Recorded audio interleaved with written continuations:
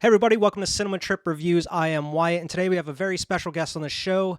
We got Steve from the Decision Reel Movie Podcast, and today we're going to be talking all about the Christmas classic, Die Hard. As everybody knows, this is every year some form of conversation on social media. Is Die Hard a Christmas movie? We're not necessarily here to prove if it is or isn't, because I think me and you are kind of on the same page as it is a Christmas movie. But before we get into the show, man, tell everybody a little bit about yourself and the podcast you're on. Sure, no problem. Hey, thanks for having me, first of all, on the podcast. Really appreciate it. Second thing, Die Hard is a Christmas movie. Third thing, where you can find us anywhere you listen to your podcasts, at The Decision Reel. You got Apple Podcasts, Spotify, Stitcher, anywhere you want to look. Podchaser. We're also on YouTube. You can find us there at The Decision Reel as well. We're a video podcast there, doing what we can, and we try to do what we can. But, you know, it always kind of goes off the rails with us. But we normally have 3 other hosts that come in from time to time, and we just kind of break down any movies that anybody wants to throw at us, or just a random movie chosen by a host, and we have a good time. So. Awesome. Yeah, I mean, if anybody hasn't seen it yet, you guys were grateful enough to invite me onto the show the other week. We talked about The Usual Suspects. If nobody's seen that, definitely go out and check that episode on the Decision Reel podcast and all the other episodes they have. You guys have a lot of great content over there. Hey, thanks. Yeah, we're trying to do what we can over here. We're reaching almost to our 100th episode. We're going to do a cool special coming up at the end of the year for that, where we're going to actually go back and review our own first episode while reviewing the movie that we reviewed on that episode. So we're kind of looking forward to that, and it's gonna be kind of a good time. But again, no, thanks for having us on absolutely. here. Thanks for coming on. Like you said, that last episode we did the How Have You Not Seen This episode on The Usual Suspects, where we didn't see it, but apparently it was good enough to recommend. So that was a fun time. Yeah, absolutely, man. So let's just kind of jump right into it here. We are talking about Die Hard from 1988. Of course, it is directed by John McTiernan. He also directed Predator before this. He also directed like Hunt for Red October, The Last Action Hero, another movie starring Arnold Schwarzenegger on that time. And of course, he directed one of the other Die Hard sequels, Die Hard with a Vengeance. And as everybody knows, with this franchise, you got Bruce Willis, you got Alan Rickman, the late great Alan Rickman, unfortunately. Reginald VelJohnson, of course, Carl Winslow from Family Matters. And then, of course, you got Bonnie Bedelia, who plays his wife in the movie Holly. When is the first time that you've seen Die Hard, or what's kind of your history with Die Hard? Well, I want to say 1988 was a great year. That was the year I was born and this movie came out.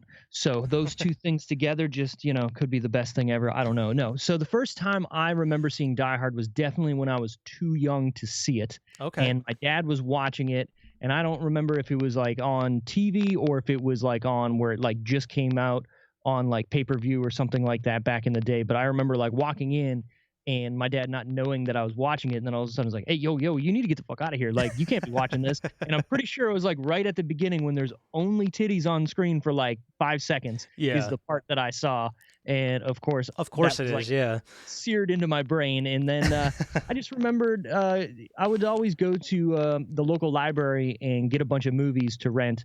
And I want to give a shout out to my parents for always just kind of like, I don't know if they knew or if they just said, yeah, whatever, do whatever you want. But they always like made sure I could just watch whatever I really wanted to, regardless of if it was that, risque. Obviously, they would watch me watch it, Well, yeah. Don't watch this part or whatnot. But they let me kind of dip my toes into whatever I wanted to around that time, just because I was curious. I was like, hey, this looks cool. Let's watch this. And this was one of those movies I remember watching a lot from the library.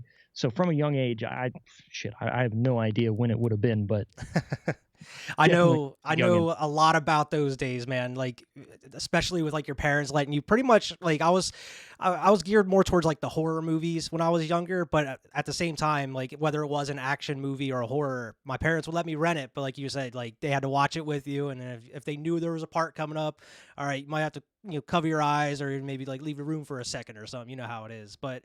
I'm ashamed to admit it a little bit, but Die Hard was a movie I didn't see until later in life, around maybe like towards like my junior year of high school. Oh, wow. And it just was one that I've always heard about it at that point, but it just wasn't one of those ones I actively had to go out and watch. And then of course, once you see it for the first time, you're like, damn, where was this my Right. whole life? Like, why didn't I see this sooner? Like, I love Die Hard. And it's been a couple years since I've seen it. So to go back and to watch it again, it just reminds you how such a great movie it is, and how well paced, and how well it's planned out through where he starts to where it ends towards the end of the movie, which we'll get to. Yeah, the beats of the movie are great. Like clearly has a beginning, a middle, and an end, but everything connects together to where if you're not paying attention at any point in the movie, you're literally missing something that does add up to the end of the movie. That it just like you said, it's a genius writing, genius pacing, everything with regards to the movie just works. And as you said about watching it and then going, wow, why haven't I watched this before? One of those movies that like everybody talks about it and you're like, okay, yeah, sure, Die Hard, it can't be that good. And then you watch it and you're like, yeah, it is. It really is, because it's like you mentioned, there's so many like little things that are mentioned, or like they're just said in passing during the movie, that end up coming up pretty big later in the movie, or have some sort of effect on the movie going forward. But yeah, I mean, I can't believe I missed this after 18, 17 years or so. So I was like, man. And it's not one of those movies where it's like you see all those like kind of schlocky action movies around the time, Sure. like a lot of some of the Schwarzenegger movies, Sylvester Stallone, all this other crazy stuff that was going on, where this one, and kind of, it's way different from how some of the other Die Hards go eventually, where it's like just balls out crazy over the top action. Like, what was it? I forget which Die Hard it was, where he's like jumping a car or a motorcycle into a helicopter or some shit. Live Free or Die Hard. I think that's the fourth one with Justin Long. But yeah, you made a really good point, and I think this is why this movie stands the test of time. Is it's believable to a point. You know what I mean? Like, he is a real dude. Even though he's a cop, he's just a regular everyman, and he's playing it so well that you literally believe everything he does in this movie he could do. Exactly. What you said in the sequels, like, come on, man. I mean, yeah, that's awesome that you just jumped a fucking car into a plane that's hovering, but that's not going to happen. I can't do that. But in Die Hard, the original, like, I could see myself in those shoes, and there's nothing really that dates the movie too, besides obviously nobody having a cell phone and can't calling out from that. Yeah. If you take that away, it's a timeless movie. Yeah, absolutely, man. And he just does such a great job. Not only Bruce Willis, but the writing in general just does a great job of making him feel like that everyman, like you said, where you can feel like you could put yourself in that place. And really, for most of the movie, up until like we're gonna get to it, where jumping off the skyscraper with like the fire hose tied around you and everything, that's a little bit out there. But for the most part, he's just this dude trying to figure out what to do next, just run around barefoot throughout the skyscraper. But the movie builds to that point where you're seeing all this stuff happening, and you're just like, okay, I get it. Yeah, sure, that would happen. That would happen. And then you have at the end finally this big scene where you're like, well, I mean, maybe he would survive that, or maybe this is a little too much, but nothing's so over the top that doing that takes you out of the movie. Mm-hmm. And that final scene, you're just like, yeah, I can believe it. He'd survive. Yeah, and he never really does something just to do it for the sake of it being like an action movie. Everything he does is because he has to do it in that instance, whether it's like just having to crawl down through that ventilation shaft to having to jump off the roof. Like, he has no other options at that point. And he even says in those moments like, oh fuck, like, oh shit, I really don't want to do this, but he has to escape or try to get away at that certain instance. Right. Yeah, and it makes the movie that much better too. Exactly. It's better for it. Before we get into the actual movie, we're just going to hit on some facts here quick. Apparently, they use the headquarters of 20th Century Studios, like 20th Century Fox. They use that as the actual Nakatomi Plaza, like where they filmed within the building itself. And apparently they used all the empty floors that they had within the building that were still under construction or just haven't been developed at that point. And apparently they saved all the firing of guns until after office hours because they didn't want to, scare anybody within the building or have some crazy, like, have the police called on them or anything. Right. We're filming a movie here, people. Don't worry about the gunshots. And yeah, people will be calling 911. Yeah, exactly. And then they use like the outside location. I forget where exactly it's at, but you can actually still go to like the actual Nakatomi Plaza building that they use the outside for.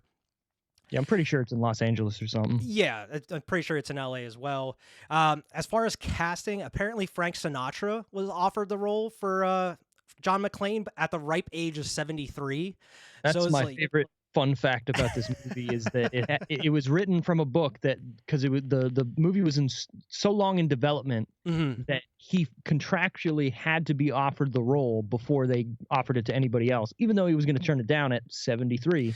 He still Yeah. had to get the role offered to him. It's just such a wild story to like delve into, to see all the world of like Hollywood and all these like deals that were made and shit like that. Yeah, and I feel like it wouldn't work nearly as well or nearly as believable if it was a 73-year-old dude running around barefoot, like jumping I off would buildings and stuff. still like to see the movie with him, like same movie, exact Yeah. same movie, just it's Frank Sinatra. And you know what?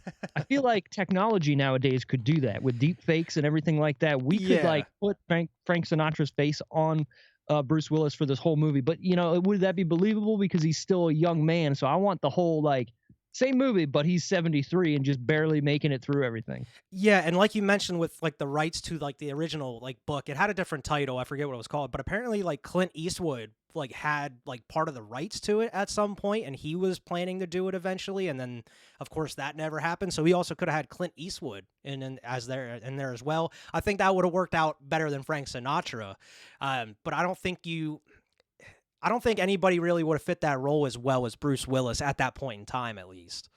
No, and the book is called Nothing Lasts Forever. Okay. It was written by Roderick Thorpe.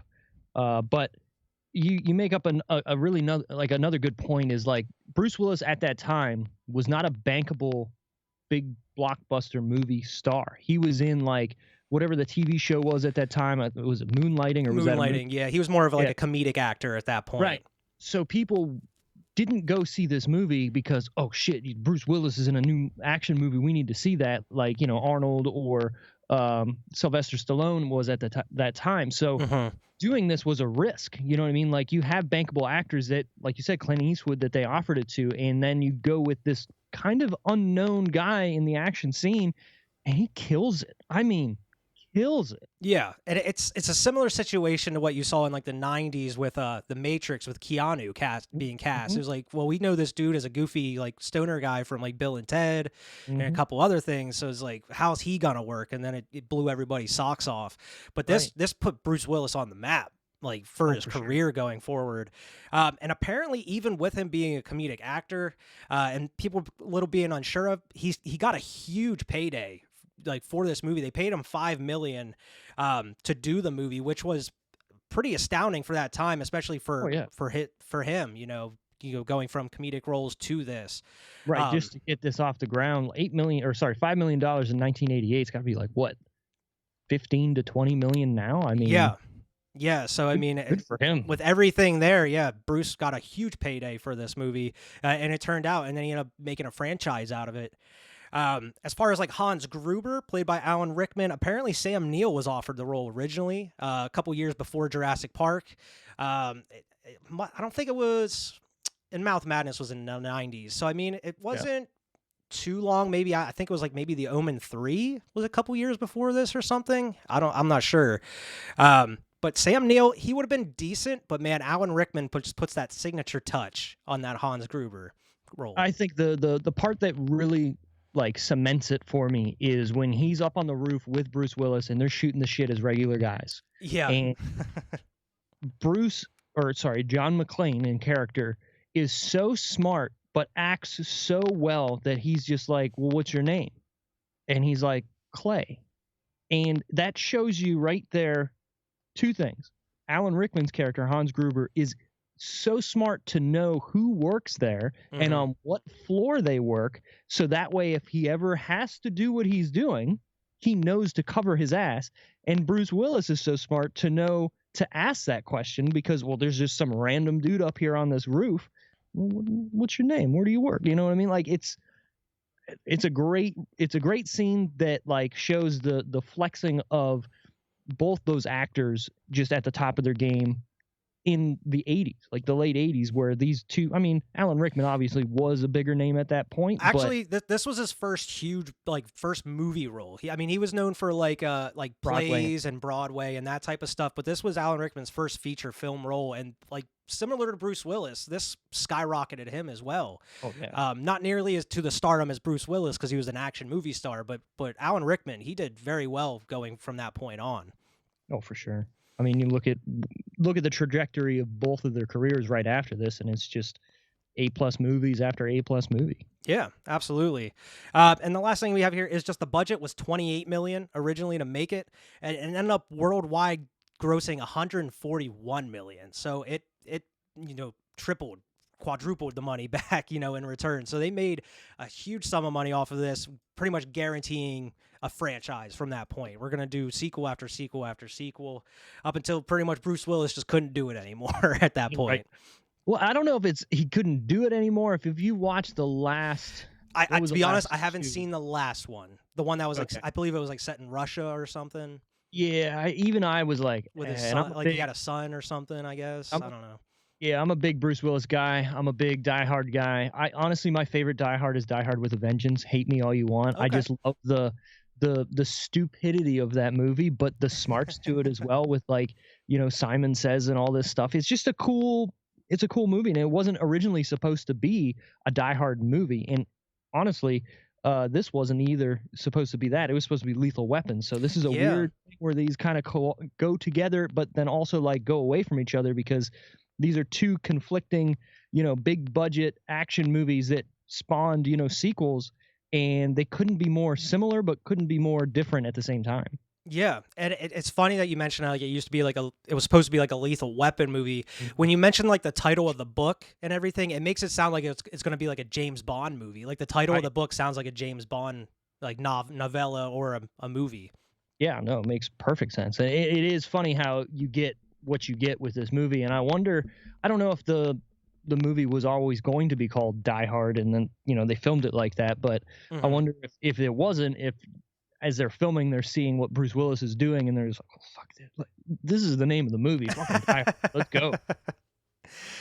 So, I mean, with that, we might as well just hop right into the movie here. Pretty much the basic gist of it, as if anybody doesn't know, if nobody's seen Die Hard, the basic gist is John McClane is he's a New York cop. He's flying out to LA to be with, like, his wife had a job that pretty much separated them. They're still married, but she ended up moving on with her career, moving to LA with their kids. So it's Christmas time, which, this is a Christmas movie. We got to talk about Christmas. It's got to be set during Christmas. He decides to go out for Christmas and spend the holidays with his family. And his wife's working for the like Takagi company, I guess. And they're having Plaza. Yeah, it's Nakatomi Plaza, but like the company is like Takagi or something, Industries. But they're having a huge holiday Christmas party, and he gets invited, and he's going to hang out with his wife and at her company, which is, I feel like that would be an awkward, place to be in, especially if you're separated from your wife technically. So you're just going to go hang out with her and all of her friends at her Christmas party. I feel like it would be kind of awkward. But this doesn't really, it kind of comes back into play a little bit, but you can tell that he has a fear of flying just because of how like tightly he's gripped onto like the armrests of the plane, and even the dude sitting next to him's like, hey, you're a little tense about the flight, and he gives him even like a little relaxation technique with like grip your toes into the carpet, like take your shoes off when you get where you're going, and like make fists with your toes, make fists with your feet. And so the genius that comes about that, the genius about that is what we talked about earlier about the writing, in which if you're not paying attention, everything kind of builds to what happens in the movie. Mm-hmm.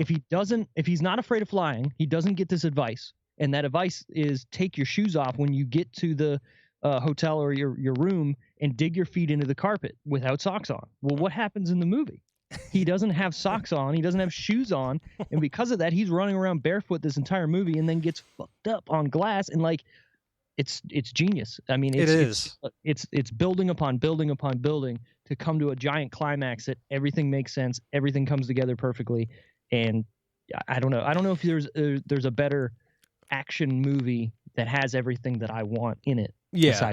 Hard. And that's something you never really see, like, ever in movies, is something about, like, a quirk where some person's just not wearing their shoes the whole movie. I mean, he at one point he even tries to take somebody's shoes, and he's like, "Oh, of course, the person I tried, like, the shoes I get are like the size of my sister's feet or Well, something." And because they're all European, so they all have small feet.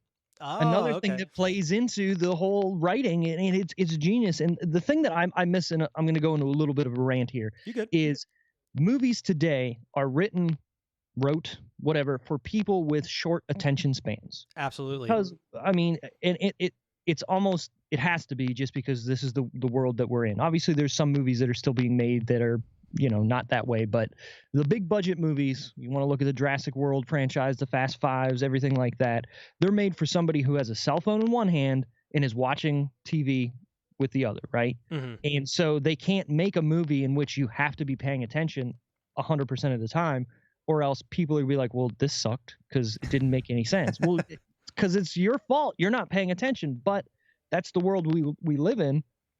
And unfortunately, that's like the way Netflix is making movies now, because Mhm. it's just churn and burn and just do it as quick as you can. And does it need to have a real interesting plot or real interesting things that happen that, you know, kind of make sense and is genius? No, it just needs to be entertaining, have big names in it, and make money. And that's the problem, I think, with what we see today with movies, is it's just not as good as it used to be.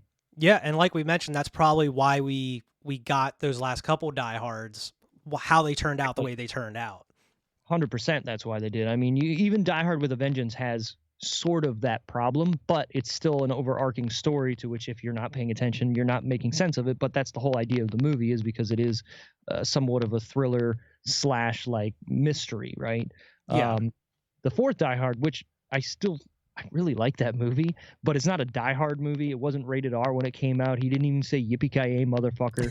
They fucking bleeped it out, or he shot the guy before it happened or whatever. But Mhm. beyond that movie was actually pretty good if you take it out of context for being Die Hard. If you look at it as just a regular movie with Bruce Willis in it and his name's not John McClane, then it's a good movie. Yeah. But And it's awesome to come back to movies like Die Hard or some of these old, like, 80s, early 90s action movies where you actually get substance within the movie itself. It's not just these little scenes just to go from one huge action set piece to another until, like, the movie just ends pretty abruptly. So it's like, I love having that substance and having the character of John McClane try to figure everything out going through this and just tackling one obstacle after the next. And it's not these huge action set pieces or anything. You get a couple action scenes throughout the movie, some great action scenes, but they're just kind of sprinkled in here and there across all these great scenes with all these great actors, like you mentioned.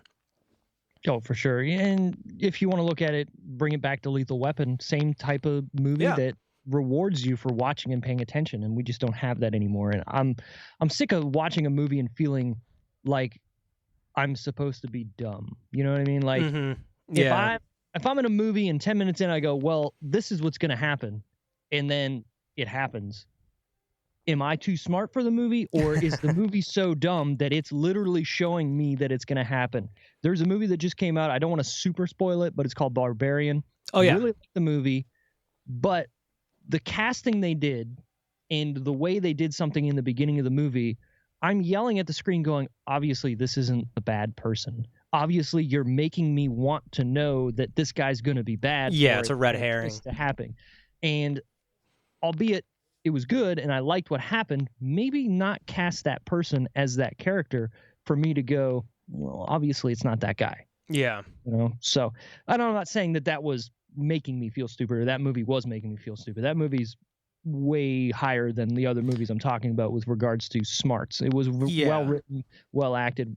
Some good stuff happened. If you haven't seen it, definitely go see Barbarian. Oh, yeah. I definitely recommend that one. It's just, I'm using that as like the last example that I could think of something like, well, I already figured it out and we're in the movie. Like, oh, and then it happens. I'm like, yeah, see, like, what the fuck? Yeah, and then you have these other movies that just come out and try and explain every little thing to you.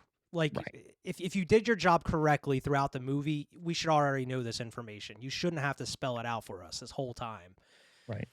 You shouldn't have some side character coming in going, oh, well, off screen this happened because it doesn't make sense if I don't say this. Yeah, exactly. We should be able to, as an audience, if you write a script, we should be able to pick up on everything as you're going out. And by the, the turning point or whatever, we should already have that figured out. And then you can introduce your twist to the movie or something. Exactly.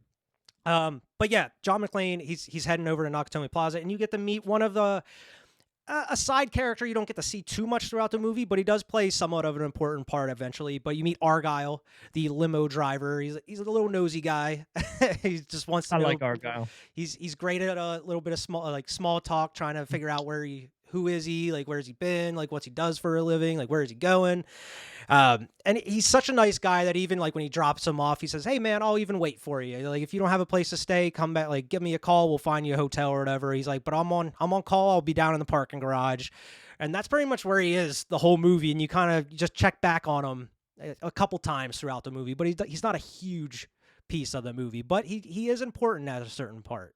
I was going to say, yeah, he kind of is important, but not at the same time. And I do like what you said. They keep coming back to him, but they're not like making him seem integral to the plot until the end where he actually is important. So again, it's that like they're just showing you enough to let the viewer know that, hey, this guy's here still. And he got locked in, like, oh shit, he got locked in. Fuck, that sucks. Yeah. But then it makes sense at the end and you're like, again, genius writing, because and the way the movie's paced, everything too, it just shows you that the people making this movie or making movies around this time just knew story structure and enough to keep the viewer interested and not wanting to like, all right, go to the next scene. Like it was like, oh shit, yeah, all right, keep going. All right, I'm in it. Yeah, and I like that when they first meet at like the airport, he's like, "Well, it's my first day on the job. Like I've never driven a limo before." He's like, "Oh, that's funny. I've never ridden in a limo before, so it's both of our firsts." And he even sits up front with him. He doesn't even sit in the back. He's like, I expect somebody sitting in the back, not up front."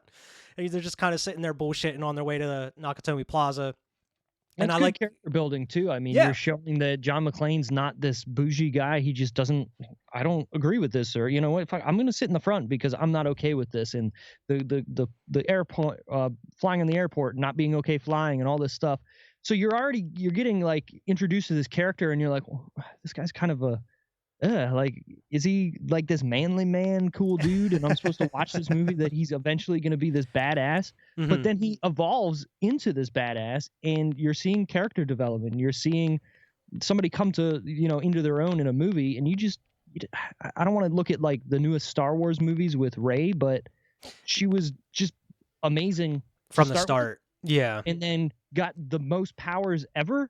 And there was no reason for it, and they didn't explain it. And then they're like, "Oh shit, I guess we got to. Oh, she's somebody's granddaughter. Oh yeah, that makes sense. A last minute right in. This person fucking back in Fortnite, and you got to play that game to understand what's happening in a movie." That could be a whole other podcast. He gets to the Christmas party. He gets to meet the head of the company, and he also gets to meet Ellis, who you find out. I mean, you don't even find out. You pretty much know right away. This dude's kind of an asshole. Like, what's up? Snorting coke in the office. Like as soon as he comes in, he even tells him like, "Yeah, you missed a little bit there, buddy." You want a bump? No. You could tell he's going to be an asshole, and something's going to happen with this dude later in the movie. You get to see some the relationship between John and his wife Holly at that point. It starts out pretty well. Like it seems like they're pretty glad to see each other, and then of course they fall back into the argument that they said they never stopped at that point. Like they never got to finish their argument about how she just pretty much picked up and left because of her job, and he couldn't pick up and leave because he's a New York cop. He says he has all these cases he still has to close and everything. So it just, everything was falling apart at that point. And as soon as they start getting into that argument again, she's called out to be, part of like the the Christmas party and everything, so he's kind of just left doing his own thing, and like you mentioned, we talked about before, he's sitting there doing that exercise, took his shoes off, making fists with his toes and his feet in the carpet. Outside of Nakatomi Plaza, you see like a car pulling up in front. You get a van driving down into like the parking garage, and that starts the full takeover of Nakatomi Plaza at this point. The truck pulls up to the loading docks there and unloading all the guys. Alan Rickman's introduced. Up front, you have a couple guys going in through the front doors, and they pretty much just straight up shoot the dude. Like they just come in and just blast the dude, take over the controls and everything, and then they start Theo is and it sucks because the dude that plays Theo just passed, like within this Just past past week or it, yep. two. Yeah, Yep. so I mean, R.I.P. to him. He did a great job in this movie. You don't get to see him a Oh yeah. whole lot, but the scenes he have are pretty great, singing Christmas songs. He's chewing up the scenery whenever he's in it. There's a Dane Cook joke I always think about, where he's talking about like every guy wants to be in a heist, and like he makes the one thing about like, I'm in Friendster, give me 2 seconds, I'm in Friendster, I got it, and it's like this funny joke, and he's kind of doing that in this movie where he's like trying to hack in something, and he's like, I need more time, I need to get through the firewall and all this shit, and I just think about it every time. I'm like, he's great. I don't know why this guy wasn't in more movies like this. Making like Christmas jokes and stuff, singing Christmas songs. But yeah, he's like he's like locking everything down, putting shutters down, restricting access to the elevators, pretty much just full lockdown for the building. And they go straight up and through the elevator, and they come out blasting into like that. And it reminds me, I mean, it's so many years later, but when you look at it, kind of similar setup, like how the office party is in the one floor of the huge office building. It's kind of similar to like the office party you see in like the Dark Knight in a way, like how it's set up, where like the Joker crashes it, just the way it looks and how it's set up. It's a very similar feel to it. And now that you say that, I never even thought about it, but you're right. Like everybody's having a good time. It's on one floor. And they just walk in, shoot the gun in the air, and like, hey, what's up? And going back to what you said earlier about actors taking a role that nobody thought they would be good at. I mean, look at the Joker in The Dark Knight. I mean, nobody thought Heath Ledger would be anywhat good. I remember being on IGN.com when the announcement was this is who's playing it. I was Windows XP on this fucking Dell computer with like a huge ass screen at my parents' house, like, what? No, this is gonna suck. I just watched 10 things about you. This dude's not gonna be good. And you know what, I will eat my words anytime somebody is casted now where I'm like, I give them the benefit of the doubt. I'll wait for the performance, because anybody can be that good at something. Yeah, I'm here for it. I mean, yeah, at this point, like, you never know what you're going to get from some of these actors. Even if, like, Heath Ledger, he had some good movies even before he did The Dark Knight. Oh, yeah, Hard Candy and all that, yeah. Yeah, so, I mean, I'm at the same point now where it's like, I'm going to give him the benefit of the doubt. I'm going to wait until the movie comes out to judge. I mean, a lot of people were giving shit about Robert Pattinson being Batman, and then he ended up doing a great job. That's, I hate to say this, but that is my favorite Batman movie that I'm never gonna watch again. Like it's number one for me, but I can't. I've watched it twice. I have too. Yeah. It's so long and so just like dark and moody in a good way that I just don't want to go back there unless it's a sequel. You know what I mean? Like the terrorists come through. They're holding everybody hostage. John McClane hears the gunshots. He immediately gets on the phone with Argyle. Argyle's just sitting in the back of the limo with that teddy bear, just chilling, drinking some of the champagne, hanging out. And then the phone's cut out because, and I love the progression because it seems like Alan Rickman has this all planned out. He knows exactly what they're going to do, when they're going to do it, who they're going to send, what's going on. And I like, as soon as something comes up, he's like, oh, yeah, I expected that. And then he's like, well, this is what we're going to do, whatever. But they end up like cutting the phone lines. So now they're pretty much just trapped in that building. They're trapped in Nakatomi Plaza at this point. And John McClane's trying to figure out a way to get out. And it's at 23. I looked at the time. It's 23 minutes into this movie. Shots are first fired. And then from here on out, it's a sprint. Like, what's going to happen with John McClane? He's trying to figure everything out. But 23 minutes into the movie, man, it's like nothing. I feel like that first 23 minutes, it goes by so fast. You're getting to know these characters. And then from that point on, it's paced so damn well throughout the rest of the movie here. Yeah, and you're right. Like, what other movie besides a movie that starts out with like an action scene do you get so much like story beats, so much about characters, so much about what's going on in 23 minutes? Yeah. And then the movie really kicks into the next gear. I don't think there's another movie that does all that. Like, I'm going to go back to Lethal Weapon because it's the same time frame, the same kind of story beats. Yeah. But that movie starts out with like a couple scenes to like it's action. You know what I mean? Like there's the scene where Mel Gibson's holding up those guys. They're selling Christmas trees, but it's really a drug deal.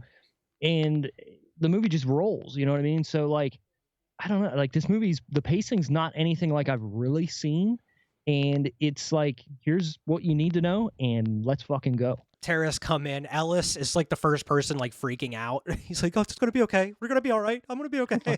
Right. And I mean, that could possibly be due to all the coke he was snorting, and he's just freaking out at that point, or he's just like, he's one of those dudes that pretends to be tough, but inside, like as soon as something comes, like, Oh yeah, he's the first one to freak out. He turns into a bitch immediately. yeah. Yeah. And again, though, good character development, because you see it right away, and like, Yeah. you know what, something's going to happen with that guy, and it happens. Oh yeah, it does. But Gruber immediately grabs Takagi, the head of the company, takes him up into like that office area, and I like how he's telling, like in the elevator, he's like, "Oh, that's a nice suit. Like it's from so and so. I have 2 of those myself." And then he's like talking about like the investment group and everything, and he's like, "Well, I could talk about industrialization and men's fashion all day, but he's like, we have work to do now." And then he's like, he pretty much explains that they have like, he's trying to steal like 600 million in like bearer bonds, and then there's like, as you see in the vault later, there's tons of like relics and antiques and all that kind of stuff, but they're mostly there for like the bearer bonds and everything. Mhm. But they have like 600 million is still a lot of money. oh yeah, like, it's a even ton today, of money. Like, I'll fucking steal 600 million. Like, let's go. Let's get in a van. Let's get a couple dudes together, and let's go get some bear bonds. I don't know if bonds are still a thing, but we'll make it. It'll be fine. Yeah. But apparently the way that it's like locked up in this vault, there's like seven different locks. And I guess 6 of them, from what Theo was saying, is that they can actually hack in and trigger them. But the 7th one has to be like manually activated in some form. But as you see throughout the rest of the movie, I mean, later in the movie, Hans Gruber had a plan for it already. He knew exactly what was going to happen to trigger that 7th seal to open that vault. But this is where you're getting all of his plans and everything. Right. But John McClane, he sneaks into that room while all this, explanation's going down. He's hiding under the table. And Takagi, he even goes through like his whole life. Like Hans Gruber knows this dude's whole history. He tells him where he went to school, like how many family members he has. He did his research on this dude. And he's like, "Well, you're going to help me get this code." And he's like, "No, I'm not." And he's like, "Okay, I can do it without you." And he just shoots him right in the head, man. Like, and amazing, because at that point, like, you're thinking as a viewer, like, well, shit, I guess this guy's fucking awesome. He's not giving him anything. But then Han Gruber's just like, well, fuck you. Yeah, as the viewer, you think he needs this person to get into this vault, and then of course you find out later he doesn't. He doesn't give a fuck. Like, he already knows what his plan is going to be. But he gave him away, like, as a smart and seemingly nice evil villain. He gave him a way out. Like, yo, look, help us out, or you're gonna die. But I'm not gonna tell you you're gonna die. Like, so maybe he was just playing with him, you know what I mean? As that like, I'm better than you type guy, and I'm gonna figure you out anyways. Let's see what you'll give me. Like, can I play with you a little bit to get you to give it, your shit up for me? Because if not, I'm gonna get it anyways. And he's such a great villain in that aspect, where he's reasonable to a certain extent. He'll hear people out, but he has his own motivations and he has his own way of playing with people. Like, kind of, he's tricking them by like luring them in, thinking he's reasonable, and then of course he flips it around on them in some form of way. He did it there. He does it with Ellis later, and he also tries to do it with John McClane, like you mentioned earlier. And it's just genius writing. I mean, where do you see a villain like this besides, like, shit? I can't even think of anything as good. You know what I mean? Like, maybe Snape in Harry Potter, which he turns out not to be a villain, but you think he is a villain played by the same guy. So like, it's just, I don't know. This is why this movie, it just holds up for me. Like, I seriously, I watch this movie every year around Christmas, because it's a Christmas movie. It's a Christmas movie. I don't movie. care what anybody says. He goes to a Christmas party. There's Christmas songs throughout the movie. It's snowing at one point. It's fucking Christmas. It's a Christmas movie. I'm in full agreement with you there, man. But yeah, Gruber kills Takagi. John McClane sees it. He's like, all right, these dudes mean business for real now. So he pieces out. He's even saying, like, man, I really hope Argyle heard those shots so he can call for help. Right. He was jamming. Yeah, he was down there jamming in that limo. What is he listening to? Christmas music. Christmas music. Exactly. As you hear it throughout the rest of the movie, too. Christmas music. He goes and sets off the fire alarm. which immediately alerts Hans and the rest of the guys, saying like, all right, we got to figure out where this is coming from, try to figure out what's happening. And they're even saying like the fire alarm is going to trigger the police. He even already has a plan. He's like, call the police, give them like the security guard's badge number, such and such, let them know it's just a false alarm, and then they'll turn right around. And it happens. John McClane's sitting at the window. He's like, yes, the cavalry's coming. And then they just turn around. He's like, no, what the hell? What's going on? I just can't imagine the planning and the thought that would go into, like, if this was real, knowing every single out to anything that could happen. You know what I mean? Yeah. Like, fuck it. Awesome. Good for them. It's so wild, man. Because, I mean, even later with, like, the rooftop and everything, he has a plan for that. And he has a plan for his escape, which is, like, it's wild to even think how he came up with this plan and how he thinks it's going to work. Exactly. Right at that point, because he's yelling at the window about them turning around, and the elevator dings and someone comes through, and he, like, immediately grabs him. And he was like, I like that little, like, you know, back and forth between him. He's like, you won't hurt me. Oh, yeah? Why not? Because you're a policeman. There are rules for policemen. Yeah. That's what my captain keeps telling me. And they end up like getting in a fist fight, and he like rolls down the stairs, and the dude's neck breaks. Yep. Which you find out is Carl's brother, which that's another ongoing little storyline throughout the movie, is Carl trying to get revenge for his brother. Which it doesn't need to be there, but it adds an extra thing that just makes the movie more interesting, you know? And like even that fight scene where they roll down, you know, the stairs and he just breaks his neck, like it's realistic. Like he doesn't look like some dude who like could just beat your ass because he went to jujitsu, you know, training for 17 years and he's Jean-Claude Van Damme and just can kick your ass.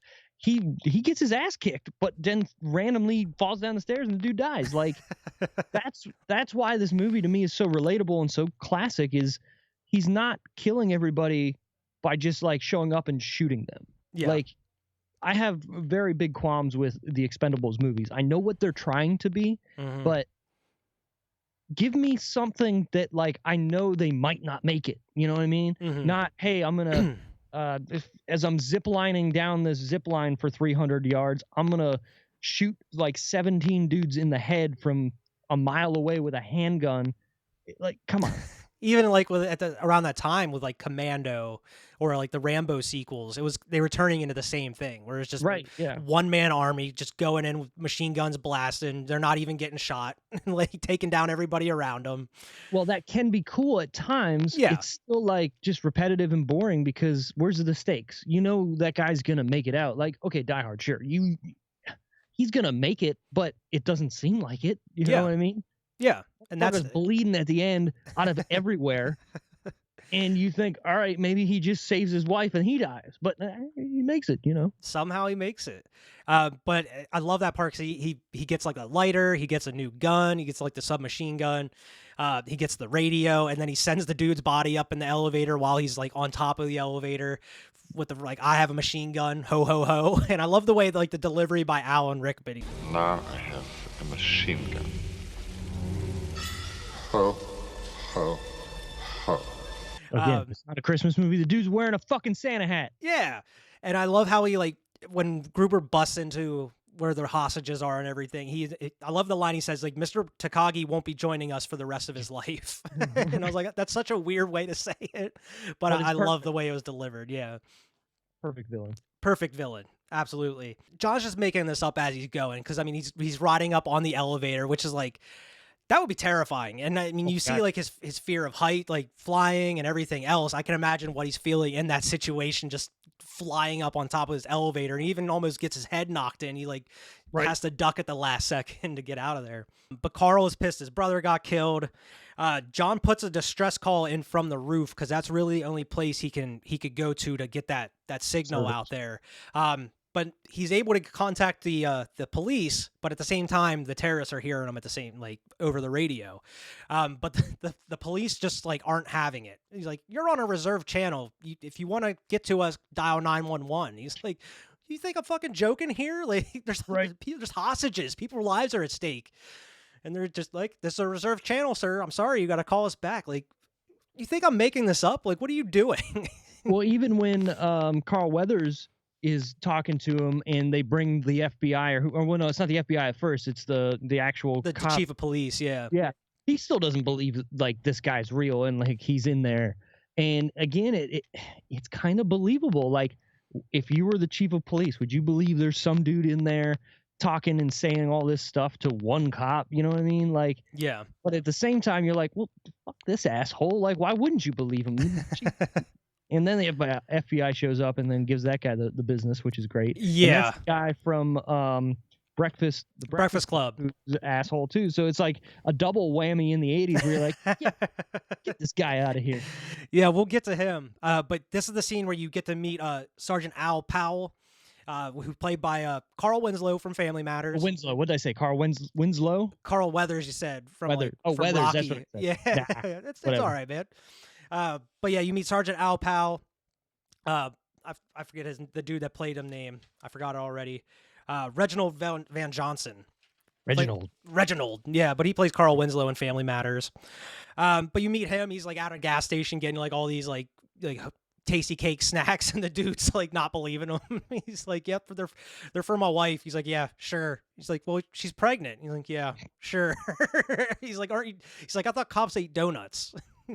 For my wife. Were they Twinkies or were they like the cupcakes? I can't remember. I think they were like, like the tasty cakes, like the cupcakes or something. Right, yeah. But he gets that call in saying like, "Oh, we'll send a car out to inspect the place." He goes out, he even like walks into the lobby. The dude lets him in, and he's like playing it off, and he's even like, "Oh, I put so and so bunch of money on this game, and they're blowing it." Like he's playing into the part as like the front desk receptionist, trying to get him out of there as fast as possible. And it works for the most part until he starts to leave. John McClane's like, "Fuck, I got to do something to get his attention." So he throws the dude's body out of the top window onto the dude's car. Amazing. Yeah. And they're firing at him and everything. And he's just driving backwards over the curb into the little like ditch area. He fucks that whole car up. I mean, what else could he have done? Right. Like, and you can even see he's like looking back, like, what do I do?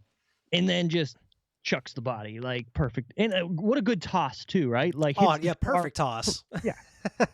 Good old Johnny McClane. Welcome to the party, pal. They find him after that happens, and he gets in like a little shootout. He's trying to run. He like busts. They're at the top of the building, so he goes into not like the ventilation shafts, but just kind of like the behind the scenes like little areas of the building. Like they're not in the hallways or anything, but they're like he's going through like that huge giant fan that for like the AC, and he has to put his gun in there to kind of stop it from spinning, and he gets out just in time. Which again, it doesn't need to be in the movie, but it makes it that much more realistic. Like he's sneaking around the building and having to deal with realistic building shit. Yeah. And it's like, well, how do I get through this fan? I guess I got to jam my gun into it, like. Yeah. Whereas like any like movies now, like you find something to like destroy the fan or something. Or he like, just punches the fan. Or punches the fan. and you get another similar circumstance here as they're chasing him throughout that whole area. He comes to that AC vent where he's like, "Fuck!" It's just straight down with like these little gaps in between. So he gets the smart idea of detaching the strap on the weapon, and he puts the weapon long ways so it can't slide through the hole, and then he kind of shimmies down that little rope off the little strap off of the gun, which is just genius. I feel unless like the gun was shorter and then he couldn't, but yeah, exactly. Whatever, it doesn't. It works. It was the perfect size for that situation. But it's that type of smart writing that you don't really see too much anymore. It's just like you got to make do with what you have type thing. Exactly. Yeah. But apparently this part of the scene wasn't supposed to happen. Apparently it was an accident. Whenever he's at the end of that little strap, he's reaching across to grab across on the edge, and when he jumps across, he slips and he misses, and then he catches the next one. Well, apparently he was actually supposed to catch that one, but the stunt actor slipped and fell, so they just kind of kept it in the movie, and they had him grab the next one. But it worked out perfectly. It makes it that much more. Yeah, it makes it that much more believable too. Exactly. Which, man, that would be hell. Cause I mean, at first he like drops something down, and a couple seconds go by until you hear it actually smack. So he knows it's a long way down if he falls. Oh yeah. Come out to the coast. We'll get together. Have a few laughs. cops are swarming this building now. And as you mentioned, the chief of police comes, who is I had his name here. I forget where I marked it. But he's the like the principal dude, the dean from Breakfast Club. You know, you mess with the bull, you get the horns. He just plays an asshole in pretty much everything he's in. I'm gonna find out what his name is. Let's see, because it's gonna hurt my feelings when I had it written down here. Oh, Paul Gleason. Paul Gleason. Yep, that's it. Paul Gleason shows up. He's still living. Wait, no, he's not. He died in 2006. What? 2006? That long ago? Damn, I thought he was still alive. I thought he was too. Jeez. If he was in what, Van Wilder? Yeah. Playing like the same thing. Oh, rip. Damn. That's sad. Well, RIP to that dude. Is Carl Winslow still alive? I think so. I think he is, yeah. Yeah, he is. The police surround Nakatomi Plaza. John actually gets on the radio with Hans, and I like the where he's like, I'm the oil in your something. He's like, I'm the monkey in your wrench, the pain in your ass. I love just like the little back and forth with them. But he even tells him like, well, you're just another American who's seen too many movies, and that's where like the rest of the movie he's like calls him cowboy, because he's like, oh, you just think you're John Wayne out here, you're gonna solve everybody's problems and be the hero, don't you? And it's funny, right? Because John Wayne, like, it's the style of movie. And you got, Clint Eastwood maybe almost was in this movie too, and like, yeah, think, I mean, that would have been funny if that would have been the case. That would have made sense. Yippee-ki-yay, motherfucker! Like you mentioned a couple times, you get a part of the story that didn't necessarily need to be in the movie, and that's a little like side story with the news reporter, the asshole news reporter who. He plays an asshole in most of the stuff he's in too. He's in Ghostbusters. He's the dickhead. Oh, yeah. That tries to get him shut down. The power grid was shut off by Dickless here. They caused an explosion. Is this true? Yes, it's true. This man has no dick. But you only see him, like, off and on. You see him kind of going through the movie, but he's just trying to break the story about what's going on here. And then he figures out that John McClane's up in there and that his wife is also in the building. And then he goes and threatens their like nanny at their house. Right, yeah. Yeah. He plays a bigger role in the second movie, which same kind of thing, because he gets a restraining order against Bruce Willis's wife in the movie, because at the end of this movie, spoilers, he gets punched in the face. Yeah. But in the second movie, they end up being on the same plane when all certain things start happening, and he's like, well, I can't be near this woman. I have a restraining order against her. And it's kind of like, well, where are you going to go? You're on the same plane. So, and then obviously shenanigans happen in that movie. Yeah. And this is the first time that you get just the connection between John and Carl Winslow, Al. He radios him, and then they're kind of just going back and forth. He's telling him what's happening within the building. He's telling him that he has the bag of detonators, which Hans and his group are currently looking for, because they need the detonators for the plan that they have later in the movie. Correct. And as we mentioned, Paul Gleason shows up, chief of police, to get the situation under control. He wants to know Al's talking to, and then he immediately assumes that John is one of the terrorists, pretty much playing Al for a fool.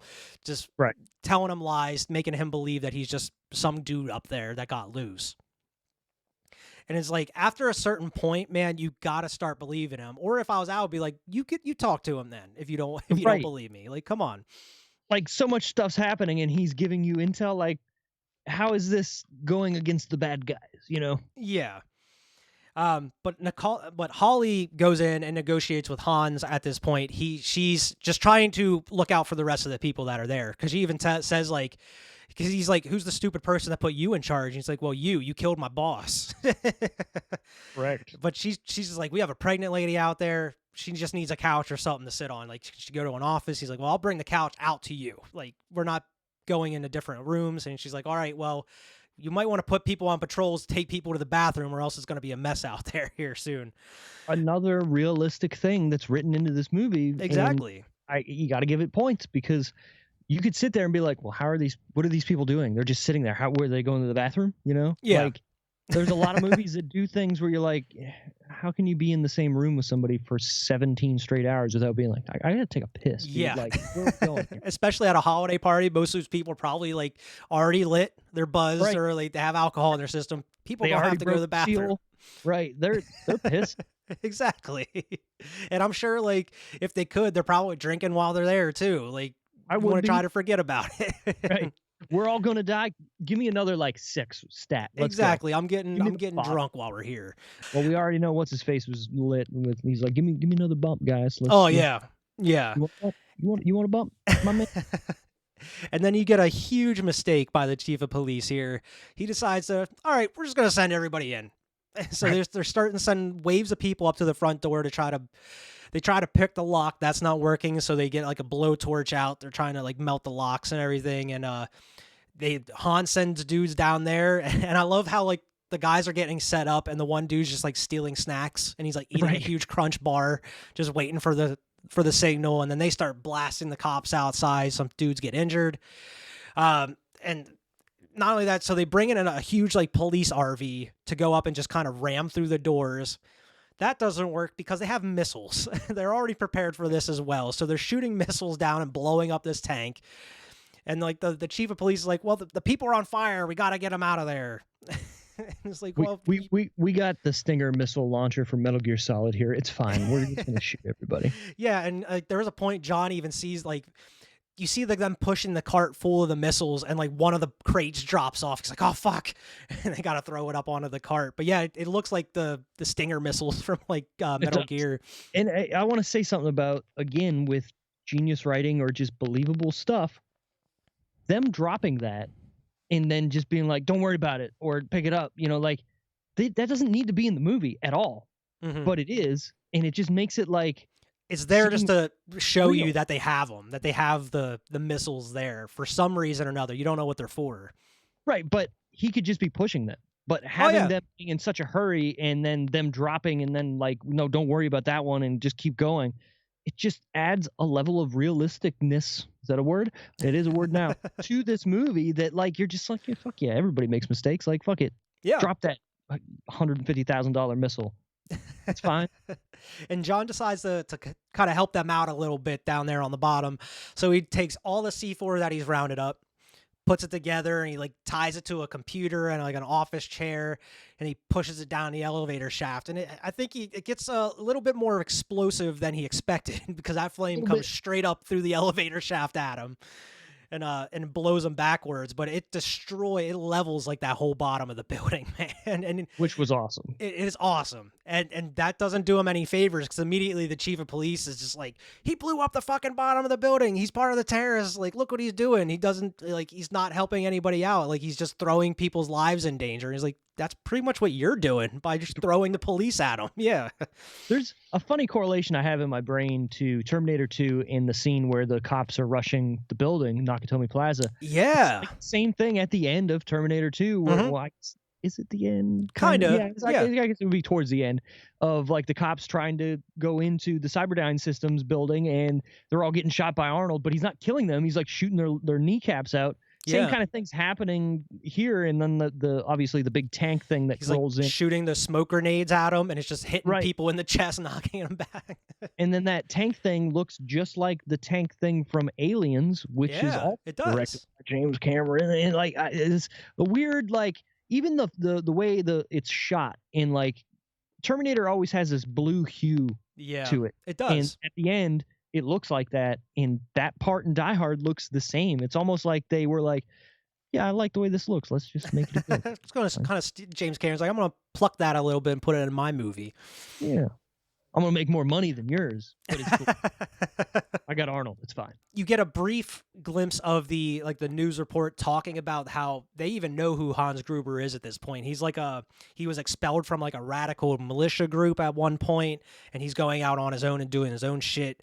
And you kind of get a little bit of that from him. Like he even talks about some of the people but it was more of like a decoy type thing when he's talking about it here in a little bit. Right. But you get a little bit of backstory of Hans just through like those news reports. And that's when you're kind of cutting back and forth with like the other reporter that's trying to get the huge scoop. So he's driving over to Nakatomi Plaza. Mm-hmm. The police chief, I love this scene too. The police chief finally gets on the horn with John McClane. And he's like, what the fuck are you doing? You're blowing up the bottom of the building, like I said. And this scene straight up reminds me of like Army of Darkness with like Bruce Campbell. Because John McClane even tells him, he's like, well, it doesn't look like you're in charge of shit. Like, he's like, I'm in charge of this. And he's like, well, it doesn't look like you're in charge of shit. You're getting people killed. And that reminds me of like Army of Darkness, where he's like, I got news for you, pal. You ain't leading but two things right now. Jack and shit. And Jack left town. Yeah. I love Army of Darkness. That's the best like hour and 19 minutes you can have. John McClane just had it, and he's just roasting the dude over and like Carl Winslow is just loving every bit of it. Because the whole time, every time you see the chief talking, like just going on some bullshit, you just see him in the background just like not having it. He's just like, I can't believe he's doing this. He's got the best laugh too, that like like it's going on. It's great. Now you listen to me, jerk off. If you're not part of the solution, you're part of the problem. Quit being part of the fucking problem and put the other guy back on. But then you get, of course, like you mentioned, you alluded to earlier, Ellis. Ellis thinks that he's going to just be the savior of everything here. He decides to go in and have his little negotiation with Hans Gruber here. But he goes the other route. He doesn't want to help the people within the building like Holly was. He's like, you know what? I'll help you guys out. I'm gonna help you get this dude that's giving you problems. I'm gonna help you get the detonators that you guys are looking for here. Right. I love how he's like, Hans, Bubby. Hans, Bobby, I'm your white knight.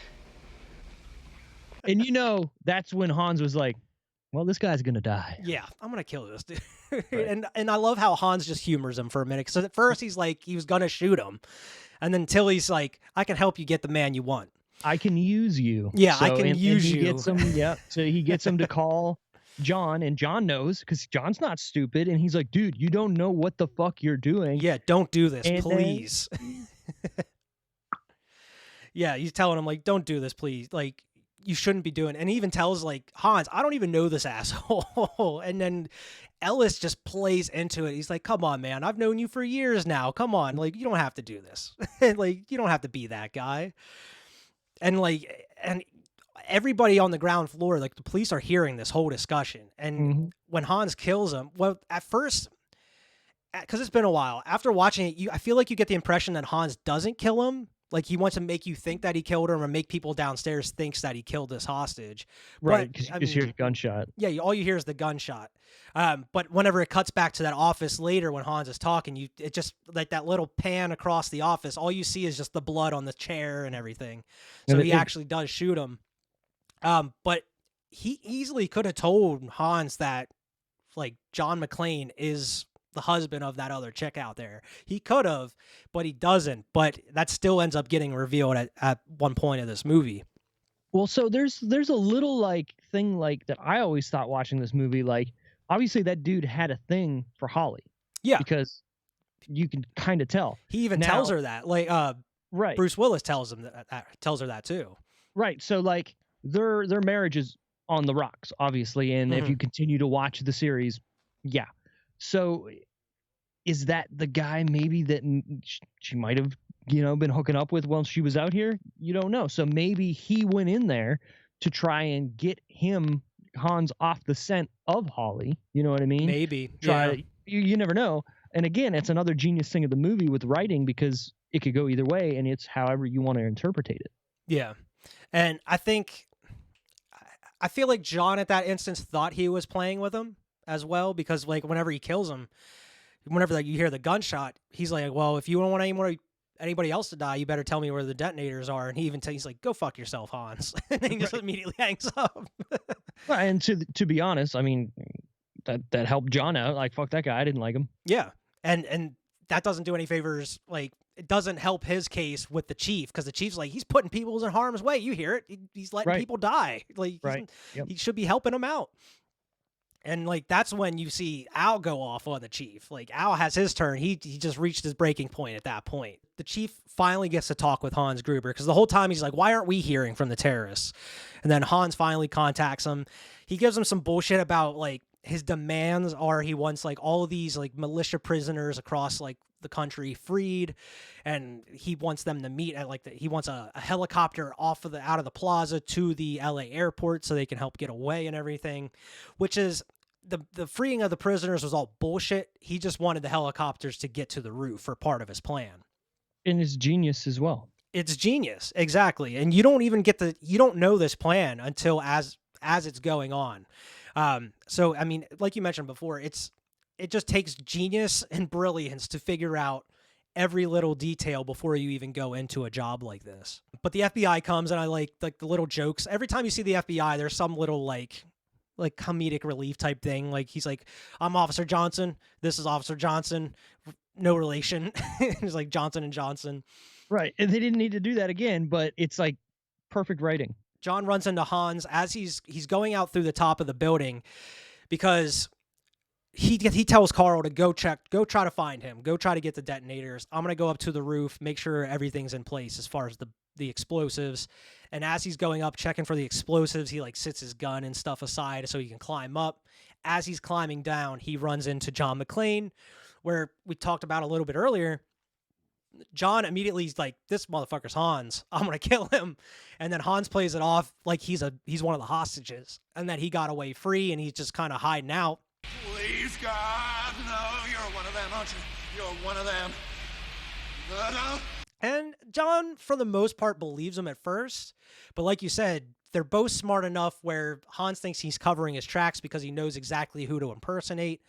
And John McClane's just, he has that detective skills. He's a cop. He knows what to look for.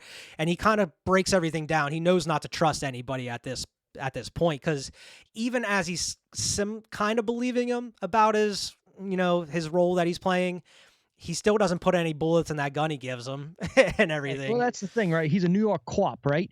He knows. To me, it's funny because you don't know if he knows right away or not. I honestly think every time I've watched this movie, John McClane knows 100% who he is, even before they show like the little thing for him looking off to the side and all that. I think he's just like, because why wouldn't he know? Like everything's pointing to, why would this one dude be on the roof? How is he the only guy that got away? And he's going to all of a sudden just be like, yeah, I'm Clay.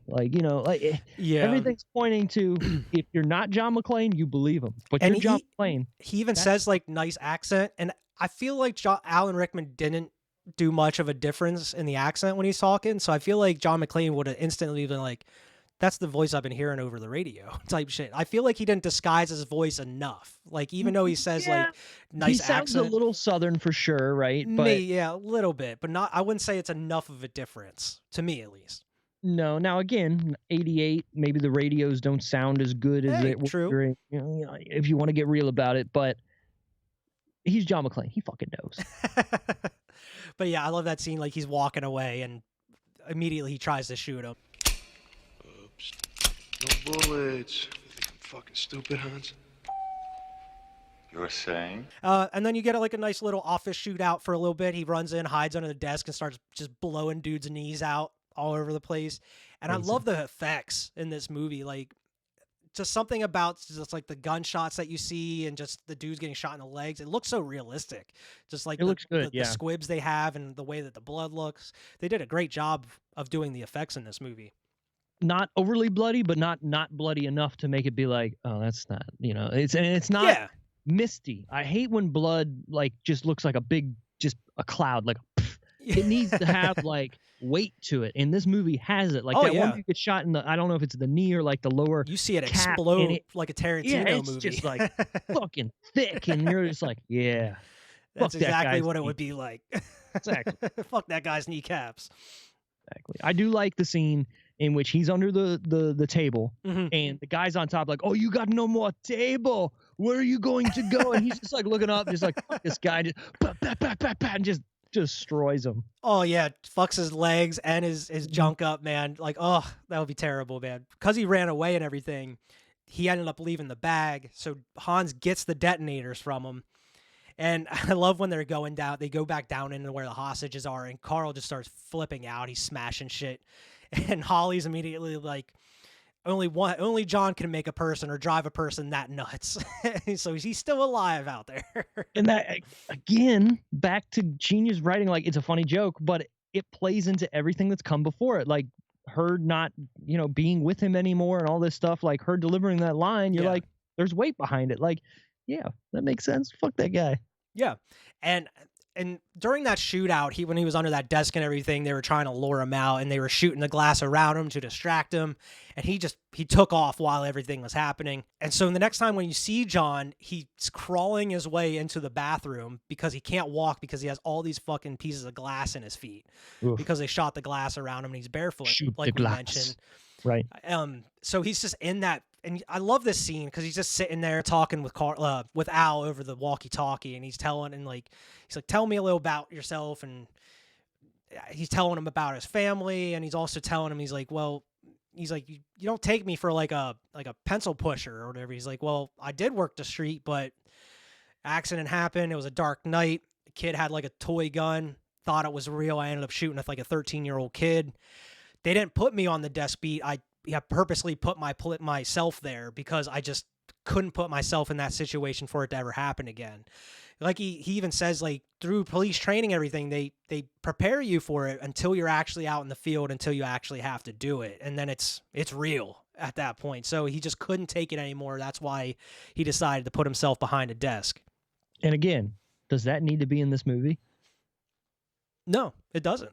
No, but it makes it that much better and believable. You're listening to a person who went through a struggle, and you're realizing, okay, maybe this guy's fat and is eating all those things. When he's saying, I'm getting it for my wife, he's eating himself to death because he's dealing with a fucking problem that he's, you know what I mean? Like, it's genius. Back to Hans Gruber and everything, they're seeing that the FBI are planning to cut the power to the whole building.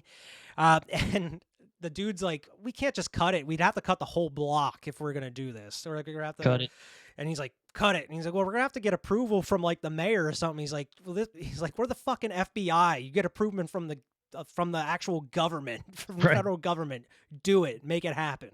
As we mentioned earlier, this was all part of Hans' plan to break that seventh lock, because apparently that is one of the manual things that can trigger that seventh seal to be broken for the vault to open up, is the power to be manually cut from the outside. So once again, genius planning by Hans Gruber in this case. Yep. So because they cut the power and everything, they get access to the vault like we mentioned earlier. There's tons of bonds, artifacts, antiques, all types of shit in there. Bunch of stuff. John tells Al to give a message to his wife, pretty much saying that another bit of character development here, and echoing the argument that they had earlier in the movie, saying that like he should have been more supportive. He should have been there for her because she was the best thing that ever happened to him. She supported him in his time of whenever he needed to be supported. He should have, reciprocated exactly at that same time. But it's just a great scene between them as they're talking on the radio. But as John is he even like rips his shirt off and he wraps his tattered, dirty ass like tank top he's been wearing this whole movie around his feet to try to help his feet, give his feet some help, a little bit. I need something. I need something at least. I mean, that piece of glass that he pulls out of his foot is like 3 inches long. Oh yeah. I can't imagine just running around on that the rest of the movie, even with like a dirty ass bandage wrapped around it, man. Adrenaline. Yeah, and it has to be adrenaline. But as he's kind of exploring, he even thinks about like, what the hell does he need the detonators for if I blew them all? He even says that to Hans at one point. Right. He's like, what do you need the detonators for? I blew everything up. But he finds it. There's a whole fucking tray of like C4 up at the top of the roof. And as Hans mentioned, his plan is to have the helicopters land on the roof as planned, and he's going to detonate it to blow pretty much the whole building up to make it seem like there's no survivors. And as you see with Argyle, when you check in on him, they're pulling like this ambulance out of that big ass truck that they pulled into the building earlier in the movie. So that's their escape, is they're going to just blend in as an ambulance pulling out amidst all the chaos outside. Pretty genius. Yeah. Like I said, every little out or any little thought of everything has been meticulously thought about. And even if it's about the movie, it's still great. But if you're looking at this real world, like, holy shit, like they probably would have got away with this if it wasn't for John McClane. After he finds all the C4, he runs into Carl, of course. And you get a huge fight scene, fisticuffs fight scene between him and Carl. And like you mentioned before, it's not like he has just like a one-up. He's not a one-man army. they're trading blows. He's getting his ass kicked. He's kicking the dude's ass a little bit. Like, it's just going back and forth. It's a pretty cool fight. He's just slammed the dude's head off like those pipes. And then he just ends up getting a one-up on him by grabbing that chain and wrapping around his neck and pushing him off the stairwell there. It reminds me a lot of, I don't know if you've seen it. It's a pretty bad movie. It's one of my guilty pleasures, but Wild Wild West with Will Smith. Oh my God, I love that movie. Whenever Will Smith does the same exact thing to that dude that's like made of metal and kicks him off that spider. Right. That's it. No more Mr. Knife Guy. There's a point in time where any movie that came out needed a rap song with it. You know what? If we could go back in time to that point in time, please, I feel like the world would be a lot better. It's just something about it. Like Men in Black came out and it had a rap song. Wild Wild West had it. Men in Black 2. I don't know whatever. There was a bunch of other movies, but yeah, it just, I don't know. It made like things feel cool. You know what I mean? And yeah. You know, a little before that, but like the second Ninja Turtles movie, you had like the turtle rap. Ninja Rap. The Ninja Rap, that's it. Yeah. That is Vanilla my favorite Ice. Turtles movie. I hate to say it. We mentioned the reporter a little bit ago. This does come into play because he does go to the McClane residence, and such a dickhead move here, man. Like, he's talking with like the nanny there, and she's just not letting him in. Like, I don't know who you are. Like, no reporters in the house, and he even like threatens to call like to deport her. Pretty much, he's threatening to call like this, like the services to get her deported. Right. So deport you. Yeah, it's like it's 1988 and it's still a problem today. What an asshole. But she lets him in, and because she let him in, they're interviewing their Holly and John McClane's kid, who is on TV at Nakatomi Plaza, and as Hans Gruber is getting up to leave the room, he hears her, and he looks around, and he's talking about my mom, and he's like, wait a minute, one of the hostages is this kid's mom? And then he like looks at the picture on the desk that's toppled over, and he picks it up, and he connects the dots. He sees John McClane in that photo with her. So now he knows he has something that he wants. He has something John wants, and he's going to use that to his advantage, like everything else that he comes in contact with throughout this movie. And at this point in time, John kills Carl for now, heads up to the roof, and where pretty much all the hostages are starting to get, like, he puts the hostages up on the roof pretty much to like have them killed, I guess. Except for Holly. And like he goes up there and he's like, I need to get you guys out of here. And the chopper's coming through. The chopper starts shooting at John because they think he's part of one of the terrorists. It's the bright idea to tie the fire hose around his waist. And like I mentioned before, every time that like the ventilation shaft, everything he comes into play with, it's pretty much like a last effort. It's like the last decision he has to make. Like, there's no other options at this point. So he's like, you just have to jump off and hope this fire hose holds. Right. And it does just long enough, too. And I love how he's just hanging there, and he swings back. He has to shoot the glass to break it. And just as he's swinging through that, the fire thing breaks off the wall. And like, soon as he swings through, he just plummets straight onto the ground. And that's not even the end of it. The fire thing falls right past him and starts dragging him out the window. Again, realistic. That would happen. Yeah. There's just enough force on that fall, and it's going to yank, and he's on like that carpet too that's sliding him out. Mm-hmm. But it's just one thing after another. And that's what you see with the best movies, is just the cause and effect of everything throughout each movie. Like, whether it's Die Hard or just any other of these action movies or just great movies in general, there's always an effect. There's always a cause and effect. And as long as you go with that formula, you're going to have a good movie on your hands, unless you start just throwing shit out just to hope it sticks into the movie, just for entertainment, right, just for shits and giggles. And that's a good point, and I don't think a lot of movies do this anymore. There's a cause, but there's no effect. Yeah. You know what I mean?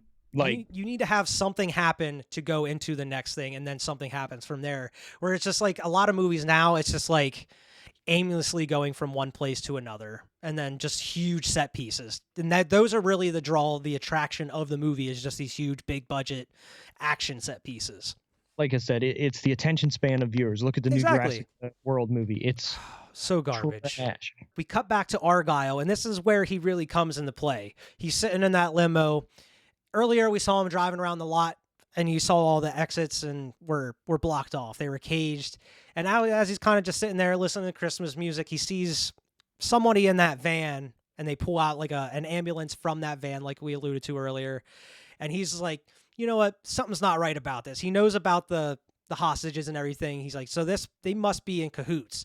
So he just gets the bright idea to ram the shit out of that ambulance with his limo, and he gets out and just socks the dude in the face.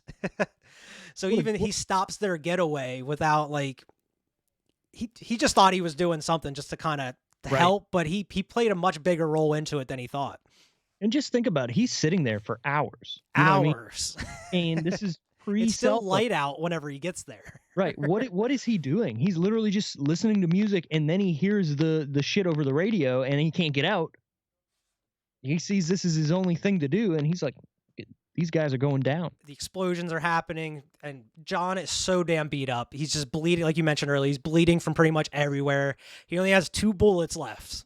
and coincidentally, there's only 2 people left to kill. But coincidence. He goes and confronts Hans, and the dude that was been kind of hanging out in reception the whole time. He wasn't really doing anything at that point throughout the movie. That man is it the white dude, or is it Ali Yong, the Chinese guy? It's the white dude. The dude you mentioned was the guy that got blown up previously because he was sitting there eating the crunch bar at the bottom. Yeah. Yeah, no, Ali Yong is my favorite henchman because he's in every 80s movie. Every 80s movie as just a random henchman. Because I know he's in a ton of shit, but the one that comes off of my mind is Predator 2. I know he's in Predator 2 a bunch. No, he was in Big Trouble in Little China. Big Trouble in Little China, yeah. Pretty sure Lethal Weapon 2 as well, maybe 3. Yeah. Pretty much all the 80s and early 90s action movies, probably in Rush Hour, because why not? We're wrapping it up here. John confronts Hans and the other dude, and I love how he throws his gun down. And I love that that little interaction between them, bringing up the cowboy discussion from earlier. Mr. McLean, Americans all alike. Well, this time John Wayne does not walk off into the sunset with Grace Kelly. It's Gary Cooper, asshole. And he's like, what did you say earlier? Yippee-ki-yay, motherfucker. I like how he says it, because he's like, yippee-ki-yay, motherfucker.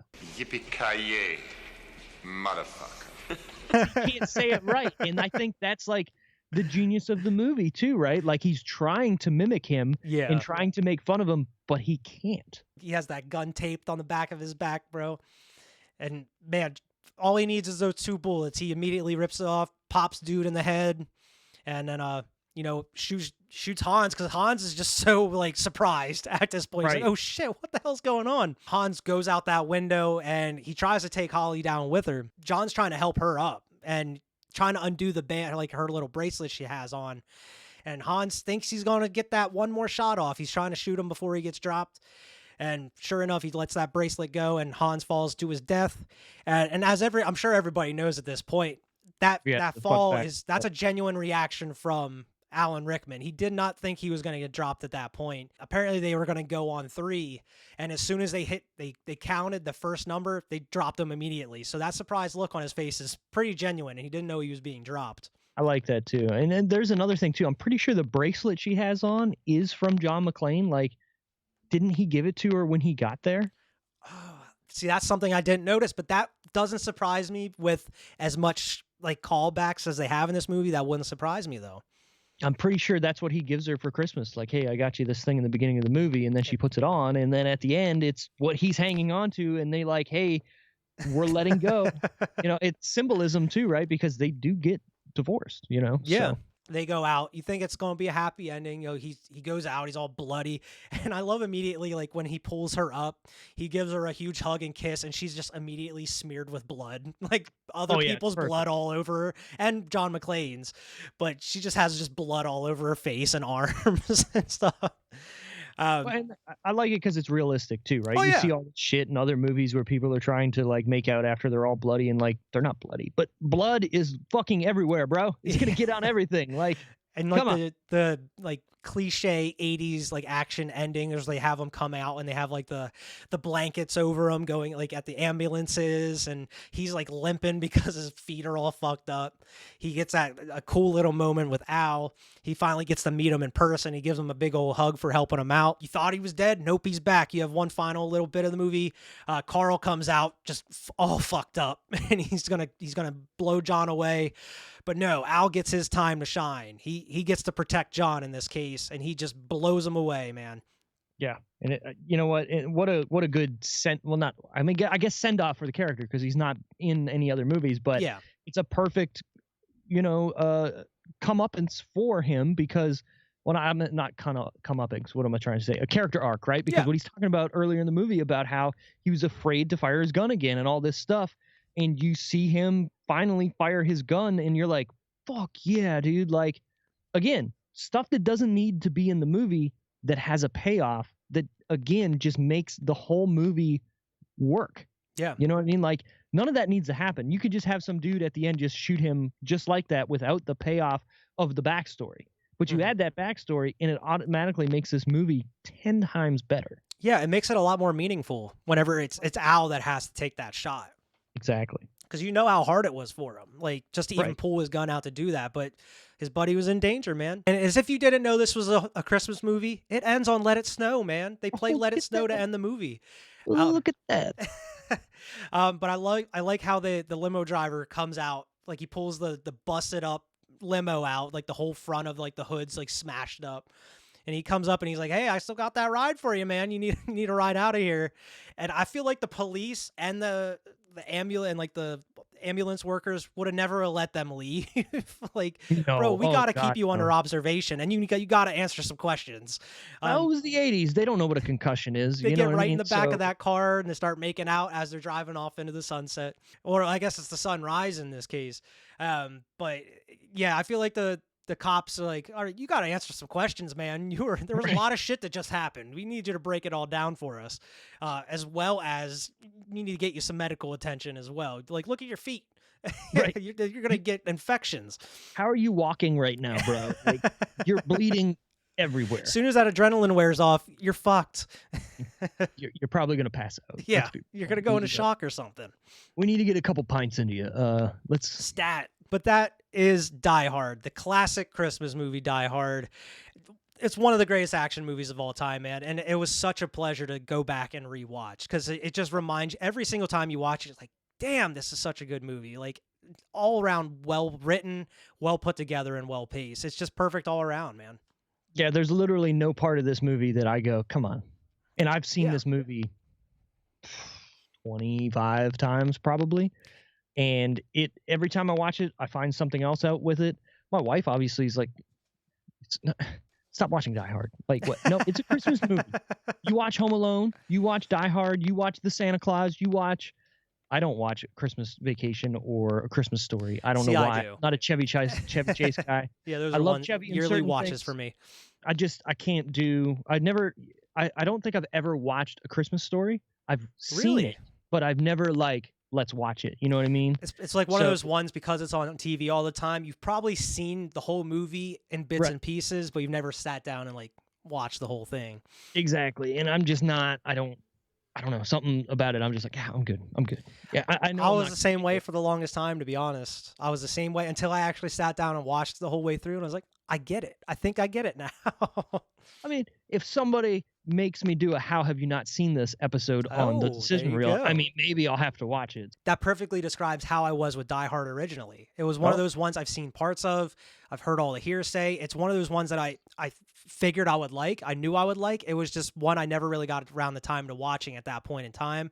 And then as soon as I sat down and watched it, I was like, man, how have I been missing this my whole life? This is such a good movie. Yeah, and I'm sure maybe A Christmas Story would be the same thing for me or something like that, but I don't know. I'd rather watch Home Alone 3 instead of A Christmas Story. That's one I grew up watching all the time, man. 1, 2, and 3. I really loved 3 when I was younger. It's been so many years since I watched it, so I don't know how it would hold up for me today. It would probably be but fine. I loved it back when I was younger. Mutator or whatever that fucking RC car was, and you're like, I don't know why I need it. And they had 5 different people breaking into the house that were going through all kinds of different shit. It was so cool. Any last thoughts on Die Hard, man? It's one of the best movies, I think, out of the 80s. It's one of the top 10 action movies I have ever seen. I've seen a lot of action movies. I love action movies. This movie just has everything that I want. It's got great story structure. It's got great pacing. It's got great action. It's got stuff that makes you want to go, I want to see more. You know what I mean? Like, there's certain movies where it just does something right at the beginning that's so over the top that the rest of the movie doesn't live up to it.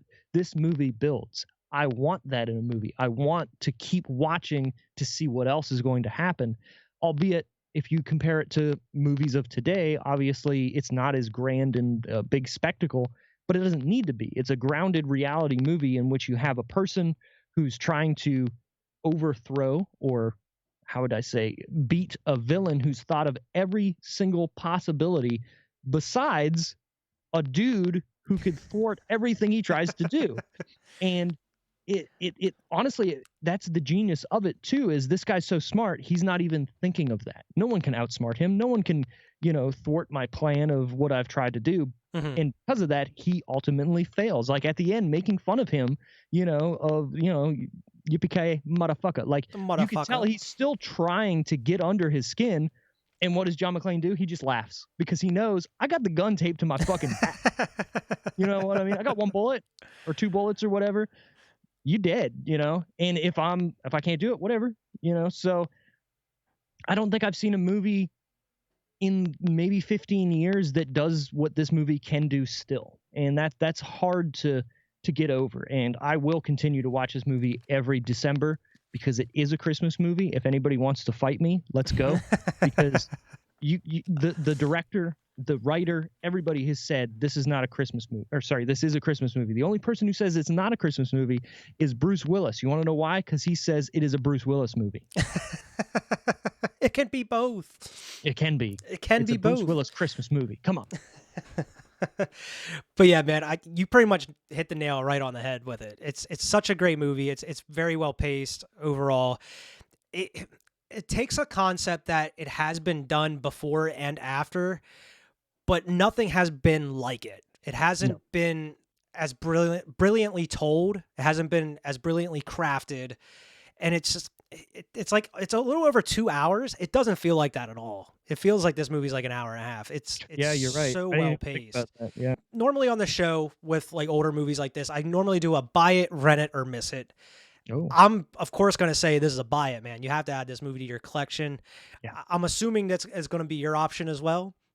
Oh, 100%. Buy it on Laserdisc, VHS, DVD, Blu-ray, DVD, HD DVD, 4K. Whatever, 4K DVD, UHD DVD, whatever you want. Buy it on everything. Get it on streaming. That way, anytime, in any place, you can watch this movie. You want to watch it. Yeah, and watch it every year, especially around Christmas. Buy the vinyl. Is there a soundtrack on vinyl? Pretty sure it was Hans Zimmer, probably. I don't know. Somebody did it. Listen to it. Just be in the movie. Listen to some Frank Sinatra afterwards, too, to get really into it. This movie just fucking fucks. Wear your tank top and no shoes around while you're watching it. Perfect. Tie one foot needs to be tied with the ripped off part of the tank top. Yeah, of your tank top. All right, man. I want to thank you so much, man. Where can everybody else find you here, Steve? Hey, again, thanks for having me on. You can find us, like we said earlier, at The Decision Reel, Twitter, Facebook, Instagram, YouTube. You can listen to us on any podcasting site that you want to go to, anything you listen to, Apple Podcasts, Spotify, Podchaser, what's the fucking other one that everybody's on? Good Pods, stuff like that. You can find us wherever you want. You can listen to us. We got a whole back catalog. We got almost 100 episodes. Like we said, we're going to come up with our special 100th episode here at the end of the year. We're looking forward to that. And again, thanks for having me on. Hopefully we can come back and do some other episodes together here in the future. Yeah, absolutely, man. I really appreciate being on the show, and I appreciate you having me on the show as well. Yeah, obviously. Anytime, man. It's always fun. Like I said, we do a couple different things on the show. We have our main episodes, then we have extra real episodes where we'll just do random movies, and then we have our series that you came on for, which is the How Have You Not Seen This Movie, where we'll take a big movie that, like, you haven't seen yet. And it's like, well, how haven't you seen this yet? And we'll watch it, we'll break it down, we'll review it, we'll talk about how haven't you seen it yet, and did it live up to the hype. So it's pretty cool series that we just started actually the last couple months. Okay. Yeah, I'm definitely going to have to check that out. And as everybody else, definitely go check out, like, share, and subscribe to their channel and wherever you find their podcast, as well as all the places that he's mentioned. Thanks. And everybody, as always, make sure to like, share, and subscribe here. Go check us out on Instagram at Cinema Trip Reviews. Check us out on Twitter at Cinema Trip Views. And also wherever you get your podcasts. Pretty much every place that Steve mentioned, a good decision reel is available. That's where Cinema Trip Reviews is available as well. So make sure to go check us out and leave us a good review there. Once again, thank you very much for being on the show, man. Can't not thank you enough. And we'll see everybody else later.